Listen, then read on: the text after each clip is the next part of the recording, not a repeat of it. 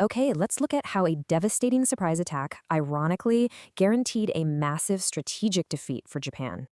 For history students, Pearl Harbor isn't just a tragedy, it's a story of massive diplomatic and strategic miscalculations. You see, by 1941, Japan's expanding empire was desperate for one crucial resource to wage modern war: oil. So when the U.S. abruptly halted oil exports in July 1941, diplomatic relations quickly spiraled toward total collapse. The uncompromising whole note demanded Japan leave China. For Tokyo, this meant forcibly securing Dutch East Indies resources. With their oil gauge literally running on empty, Japan felt totally cornered into launching a preemptive strike. Japan hoped this strike would crush American morale. Meanwhile, U.S. strategy was already laser-focused on defeating Germany first. Admiral Yamamoto's grand gambit was simple: annihilate America's prestigious Pacific battleship fleet to force a swift peace compromise. But, as we know, Yamamoto's grand expectation of a decisive victory collided brutally with reality.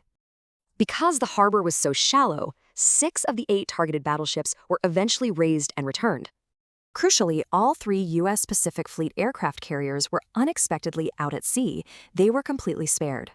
But honestly, the most fatal Japanese mistake wasn't what they destroyed, it was what they left untouched.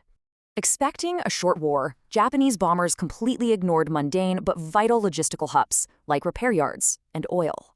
Admiral Nimitz actually admitted later that losing this vital infrastructure would have prolonged the war by 2 years. Plus, because the submarine base survived, American subs soon brought Japan's economy to a virtual standstill. Instead of breaking morale, the attack instantly galvanized a divided nation, shifting U.S. policy into total wartime mobilization. With their battleships crippled, the U.S. Navy was abruptly forced to pioneer a brand new era of carrier warfare. Ironically, Japan stubbornly hoarded its own battleships for a decisive final battle that, well, simply never materialized.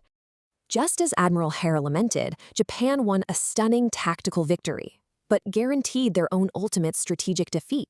So think about it. How would American mobilization have faltered if Japan had actually targeted those oil tanks?